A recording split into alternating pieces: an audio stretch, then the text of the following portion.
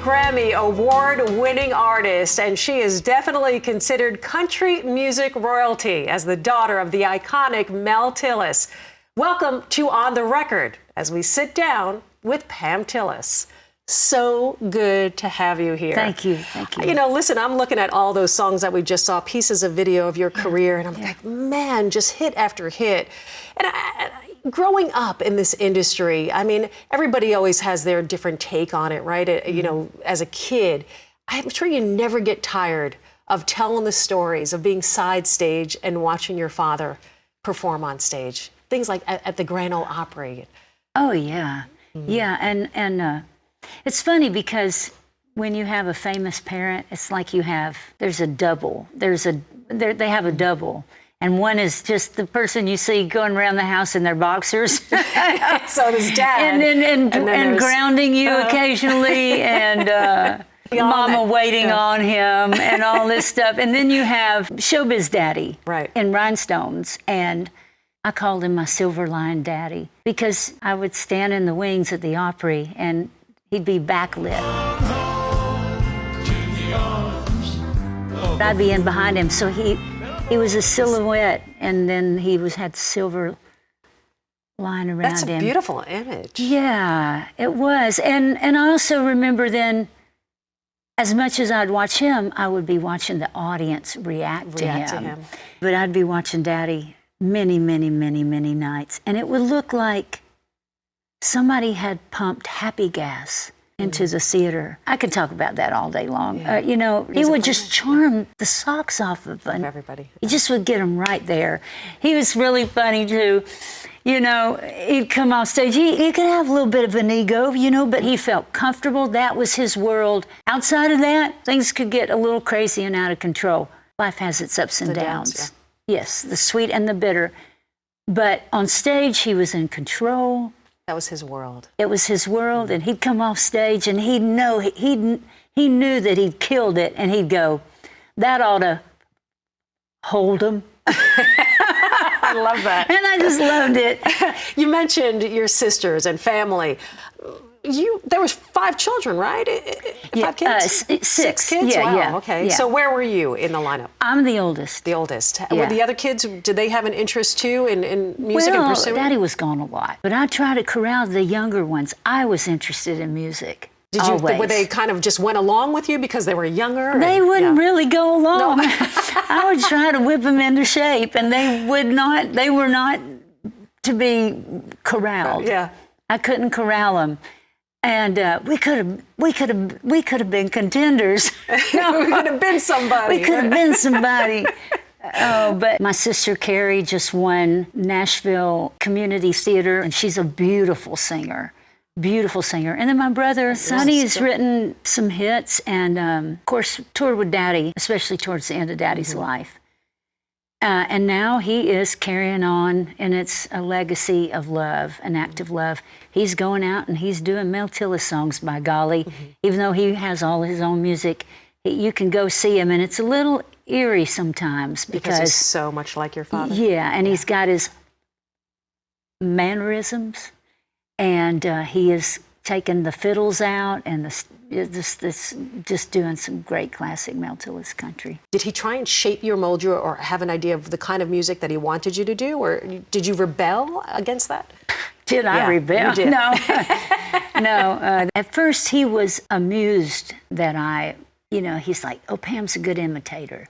She can imitate this one and that one. And then he called me out on that. He goes, don't imitate anybody. That's not the way. But then he figured out that I really wanted it, and then he got involved, and he's like, well, okay, then. I started hanging around his publishing company and singing demos. And you were writing as well. I started writing because I was surrounded by all these incredible Buddy Cannon. You just mentioned Buddy Cannon, and Dean Dillon was hanging out there, and Tommy Collins would come through the door, and Frank Dicus, and so these are the best of the best. Really it was like a master's class, I like to call it, in songwriting. Of course if I didn't have the bug before then, you're a bit. Boy, I got it then.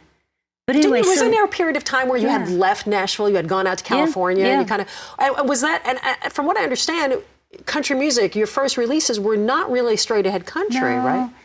you know, I always loved everything, and I did love country, but I started getting into country through the lens of California rockers. Like Ronstadt. Or that's when I started, the Eagles and Flying Burrito Brothers and, you know, Southern rock, which is country now. Right. Yeah. Right? It's all come around. But back then, it was a little bit different. Yeah, and, but I liked, you know, Don Williams, but I was listening to a lot of rock and roll, and then in college, I got into jazz. Daddy was so big right as I was coming out of high school that I started going, well, maybe I won't ever be able to get out from under his shadow. He just won Entertainer of the year I graduated from high school. And I thought, maybe I'll try some other things on for size. Yeah, because that's a lot to It's a lot. live. Yeah. Yeah, and it's very hard. Like, I understand, you know, well, Toby Keith's daughter and Garth's daughter is out on the road. Allie, and you try to come out from underneath the shadow of these big trees, and you're a little sapling, and you want to grow, and you want a little bit of peace, you know, you want some sunshine. Do your own thing, your own path. Yeah, and it's very hard. In fact, in my early years, I would just pour my heart out into a show, you know, before my career really got traction, and then you do your show, and after the show, and you do a meet and greet, and people they just go on and on. We love your daddy. We love your daddy. I'm like, wait a minute. That was I my just show. sang my heart out. Right. Yeah, I tried some other things on for size, and it was fun. But you, of course, as we know, as history would prove, you would find your lane, and boy, you would take off. I want to talk about you landing your record deal right after the break. Sure. Stay with us. A lot more on the record. The legendary Pam Tillis. Stay with us.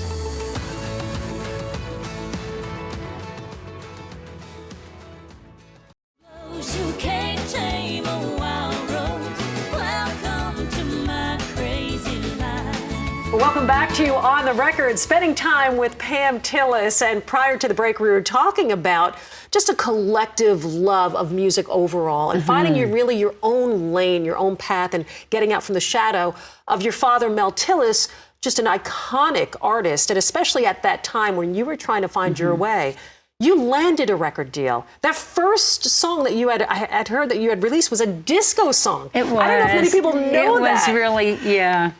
It was, Steve Buckingham produced it, and a lot of guys I think there was quite a few guys from Muscle Shoals played on it. Wow. But it was kind of, you know, disco-y. And I went through a phase where, I guess disco was kind of... Well, it was in, right? It was in, you know, we're talking about mid-'80s. And you talk about, you couldn't get further from what your father was doing in Nashville. Yeah. Right. And I was 24, but I sounded about 10. So, and then so that was on Electra Asylum. And then I went over to Warner Brothers, and I cut a record out in LA.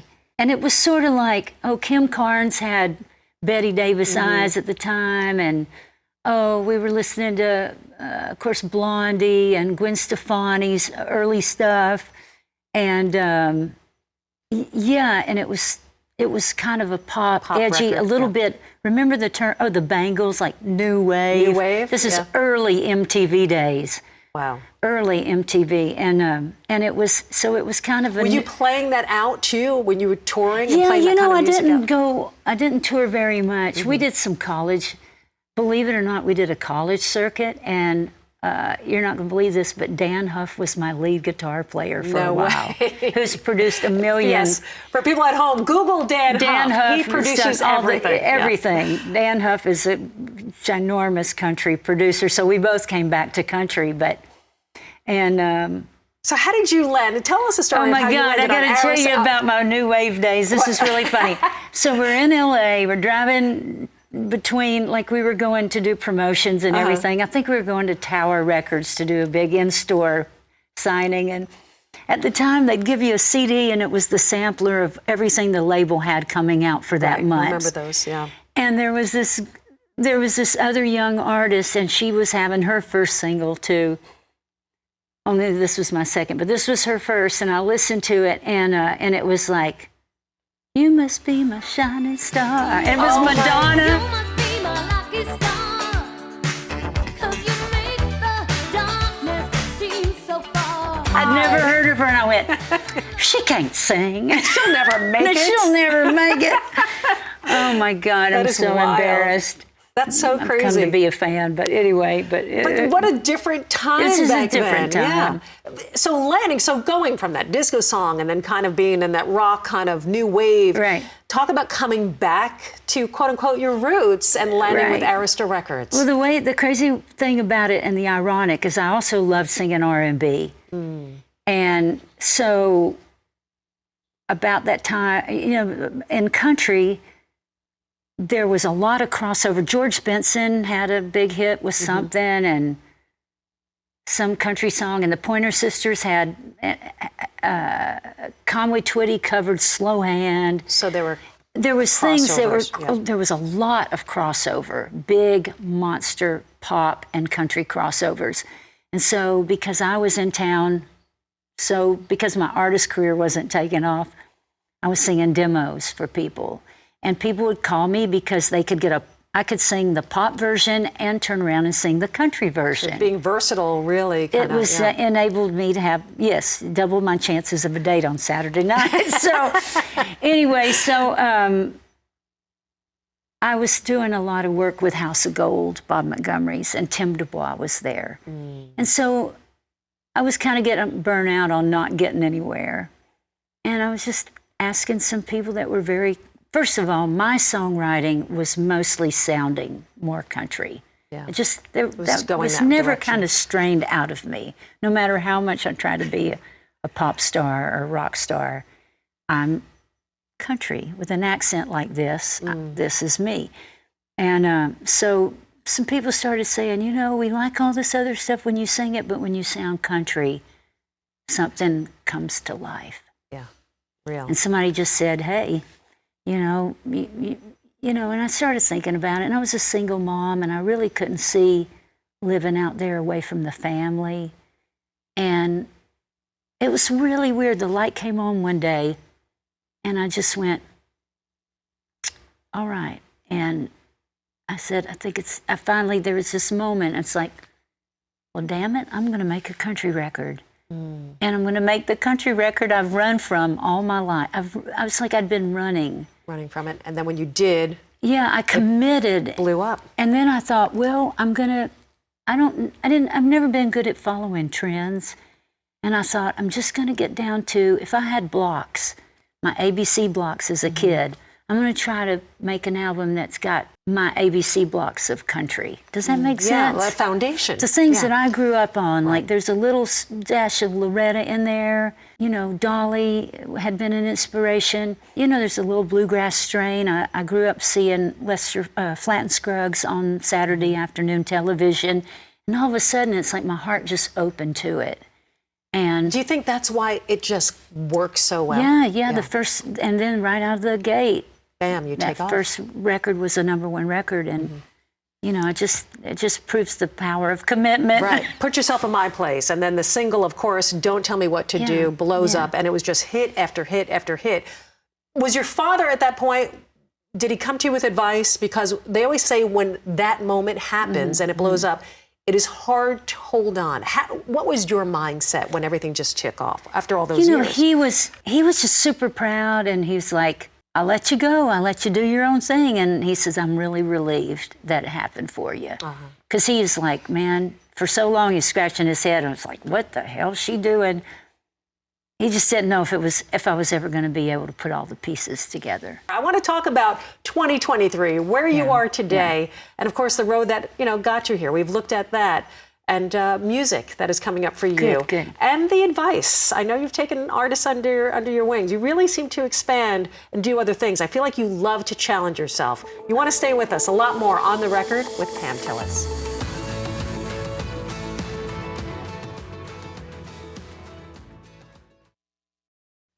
Welcome back to On the Record, spending time with Pam Tillis. And of course, we have heard the story of, growing up with your father, iconic Mel Tillis, and being side stage and exposed to all these greats, like Loretta Lynn and Dolly Parton, really helping shape who you are as an artist and eventually finding your place in country music and finding these hits and Grammy nominations and awards and CMA Female Vocalist of the Year. Here you are today, 2023.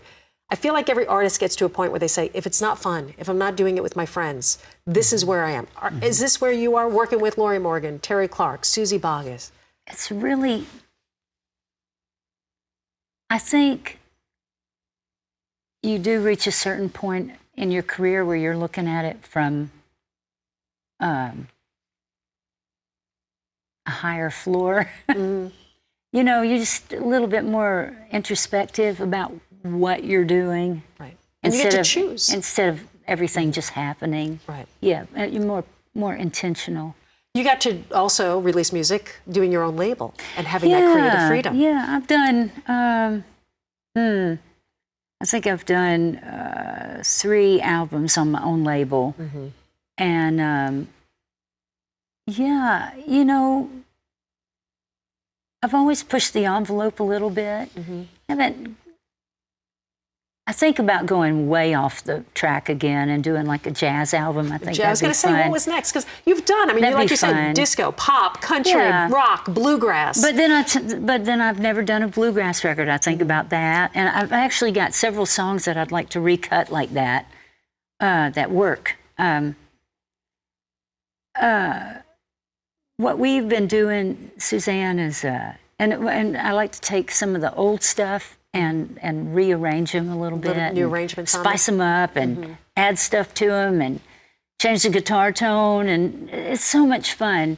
You love being in the studio. You gotta have fun. You have to. But yeah, I put out an album in 2020, and it was not the best time, you know. Looking for a feeling, right before the pandemic. Right as the lockdown was happening. So I'm just doing a grassroots promotion, and I always, you know, I play a taste of the record in my live show now and go, you probably have never gotten to hear these songs, but you're going to hear them now. I guess it leans a tiny bit more Americana, but then there's some, you just have, I really feel like it's in the ear of the beholder. I don't even try to explain it, but it's always got country is underneath it. Yeah, underneath it all. So as I mentioned, getting to work with your friends, Lori Morgan, you guys have made albums together. You've toured extensively together. You've gone out on the road with Terry Clark and Susie Boggess and getting to play with your friends. Not only enjoying that aspect of your career, I feel like you also take yourself out. I don't know if I want to say, would it be uncomfortable to kind of switch gears and sit in the role as a video director? Now, obviously, you've done music videos for your whole career, but now working with newer artists, I feel like you've got your pulse on what is happening in music today, and I feel like you're very intent on, or dialed into that. It's really hard to. Do you know this? It is the amount of music coming out it's like an avalanche. Yeah, good way to describe it. It's an avalanche, and I feel sorry for PDs. You know, the people with cauliflower ears. I mean, it's rough, but you know, I've had the opportunity to help a handful of young artists. You mentioned meeting one of them, Paige King Johnson, and doing some. Video directing. Budget videos. It's something that fits their budget. It was during the lockdown is when I did a lot of it.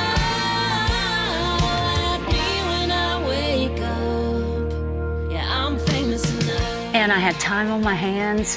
And me and the crew, like some people weren't even trying to work, but we just mask up, or we'd have to get, you know, it'd be extra money in the budget. You'd have to get everybody, you know, make sure everybody was vaccinated on the set, and it was a hassle, but we did it, and Did you enjoy it? Other than the aspect of the COVID? I realized, you know, I think it's like everything else. The more you do it, the better you get, and it is hard when you're not working with a lot of money, but I feel proud, and I gave it everything I had, and it's just another way to be creative. I was going to say another creative I outlet. enjoyed it, and it was so fun to be behind the scenes, and I didn't know I was a stage mom, but I am one, and it was just like, I never had a daughter, I have a son, but all of the videos that I directed were female, and it just made me so happy to see them. Like they'd just be little girls in braids and chewing bubble gum and, you know, just like tomboys, and then you dress them up and they just look like starlets. And it's like, it just, I don't know, it fed something in me. And what's the advice you give them? There's a lot of advice. But, you know, mainly don't be too attached to the outcome. If you just do it, you love it. Wherever it takes you, it takes you. Yes, and Daddy would always say, I'd rather be lucky than smart, or there is such a thing as destiny. And if it's meant to be, it'll happen. But if it doesn't, it's not because you're not of value. It's just you have another place to be. That, I think, can be true across the Across board, no matter what you do in this life. And I always say, if you love music, there's all kinds of ways to have a career in music. And you know, people get all hung up because of shows like Voice and Idol, and everybody wants to be a star. But there's so many other great ways to have a life in music. And I have to tell you a story. Maybe the spotlight feels even better on the other side of the stage. In other words, it's not always everything it's cracked up to be. Like, I'm very grateful, like anybody sitting here across from you, we're grateful. But there are sacrifices involved. There's ups and downs, there's setbacks. It's the same thing, no matter what, you know. But, and sometimes the person that's happiest is a person that's directing the local choir, or singing at the old folks' home, or they got their own little gig at a bar three nights a week. Those sometimes are the happiest people in music. Yeah. Not the person wondering, like, my song how am I going to keep one? These 15 buses on the road this month? Yeah, it's a lot of overhead. It's a lot of pressure. Yeah, it's a lot of pressure. My husband, real quick, I'll tell you this. He said Merle Haggard came in one night. They had a family band. My husband, Matt Spiker, and his daddy Buddy is a legendary fiddle player. So they had a family band down on Broadway before Broadway blew up and exploded. And Merle Haggard wanders in, and he sat in with them. And at the end of the night, you know, he just told the guys as he was leaving, and they were just all blown away. And he said, and it kind of breaks my heart a little bit, he goes, "You boys don't know how good you got it." Isn't that sweet? You know, so just do it because you love it, and don't worry about the outcome. Just take it as far as you can take it. There's nothing more to be said after that. Beautifully said. Beautifully said. Thank you so much for sharing the stories. Thank you. I love you so Thank much. you. Pam Tillis, everyone, and thank you for joining us here on The Record.